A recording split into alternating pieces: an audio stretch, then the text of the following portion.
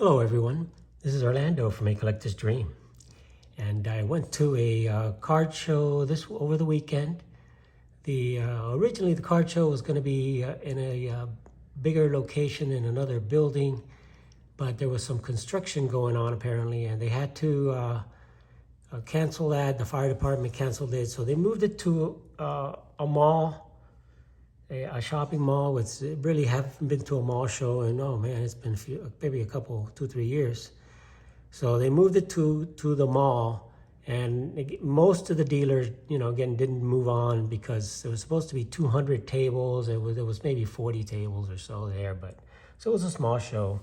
But I did want to talk about my pickups, and I did pick up one card there, and I'll show you who it is, and it's Rube Marquard. So I picked up this Rube Marquard in a one, and which is good with me for the most part. In my collecting, if it's Rube Marquard is a great player and Hall of Famer and stuff, but really he's not any top tier type player.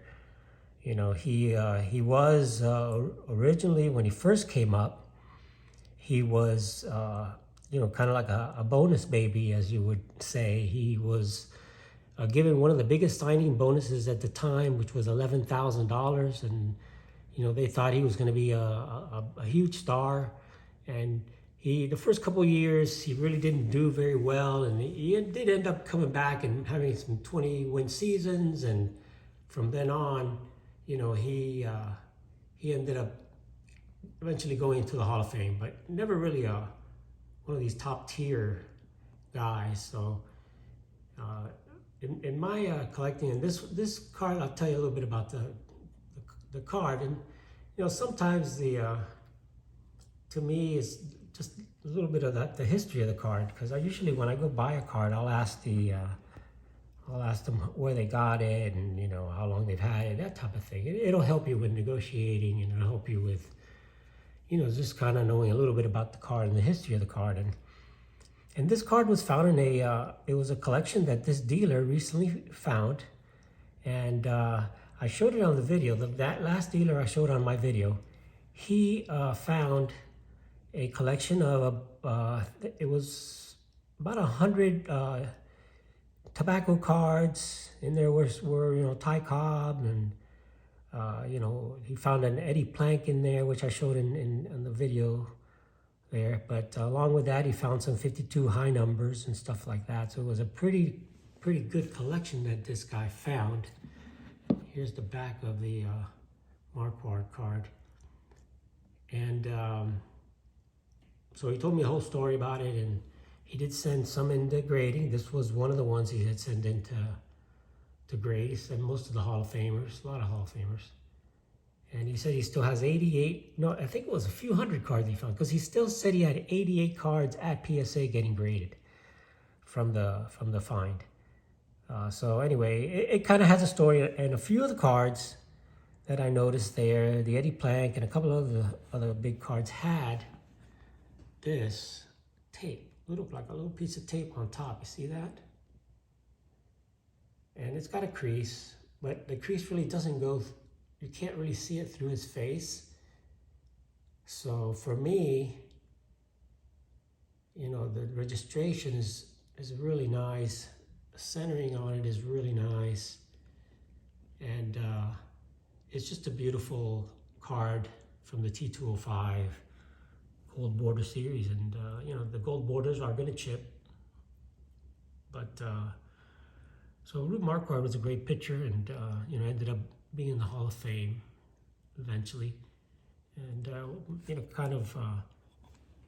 he's got a pretty neat story. I've told it before, so I'll go ahead and share the back of the card. You see, somebody kind of had put tape on the front there and taped it on. So this was a card that was loved, and so I like that. I like that this came from somebody's collection, which was just found. So other than the dealer, I'm kind of the second owner of this card. So I kind of like that too. As you can see, it's a series of 400. This is a Piedmont Factory 25. So it's a clean card, clean back, just has a little bit of tape in the crease. But picked it up.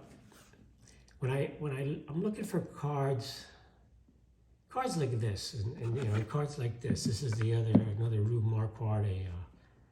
This is his T206 card, and you know, I'm not really looking to spend a lot of money on a Rube Marquard card or one of the lower tier type Hall of Famers, but I do like to get their card and at least have an example of their card. So a lower grade like this, you know, these cards are anywhere between 100 and 150 bucks. You know, that's what you could find this. I got this for $110.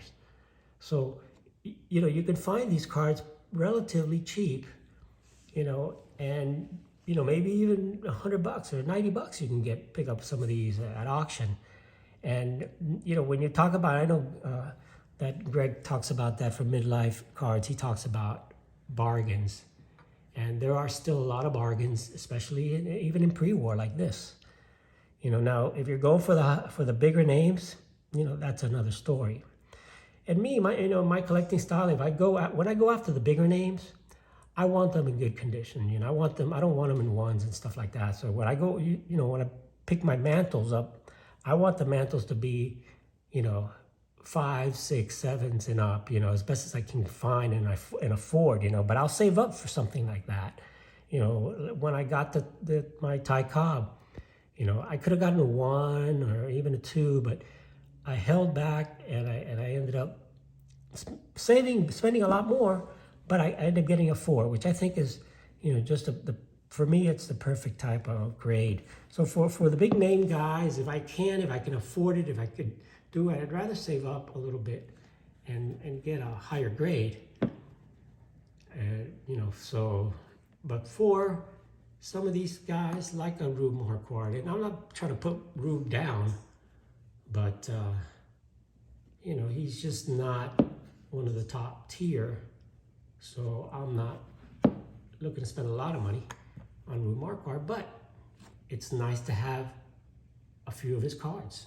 And that's what I try to do for Hall of Fame players.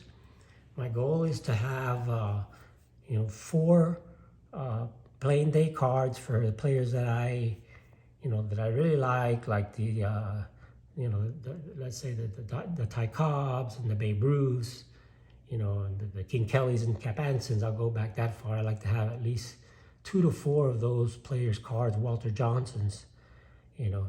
And for some of these lower end guys, you know, a couple of nice cards, you know, even if they're lower end, you know, they're still great looking cards. So I'll pick those up on the cheap when I can. So thanks guys. Just wanted to share some thoughts and show you the new card that I picked up of Rube Marquard, the T205 gold border. And these cards, they're different. The American League cards have the base path and then a smaller picture in the middle, where the National League cards have the full portrait on there. And then there's other Southern Leaguers, another version of it also. But for the most part, the nicest ones to me are the National Leaguers, like this one here. And it is the first year that they actually had a whole write-up, and a lot of them have stats.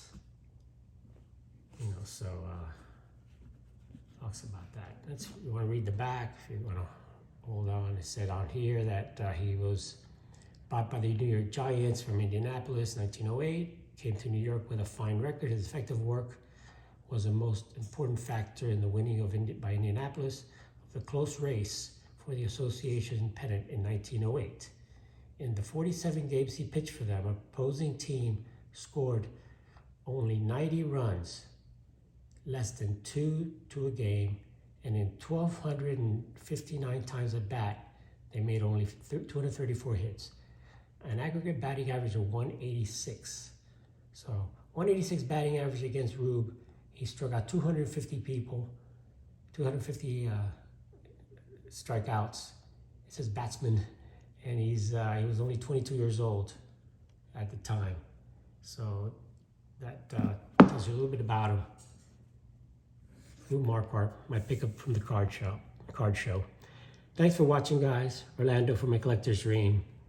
Hope you enjoyed it, and I will be at the another card show on Saturday, and I'm going to continue my 1888 Goodwin Champion series again. So thanks for watching. Have an awesome day. It's Orlando from Collector's Dream.